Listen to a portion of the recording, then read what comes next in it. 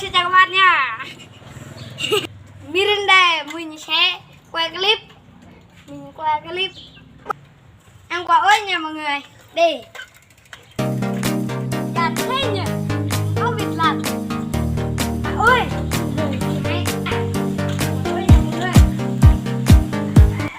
Qua đây nha mọi người. Đây này.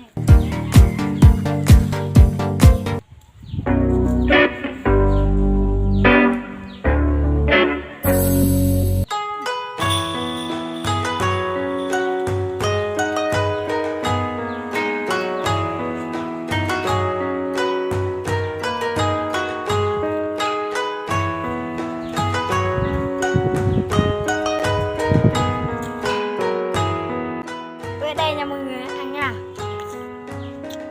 Đồ của anh là mọi người. Bóng lô à? Chua nha mọi người. Ai.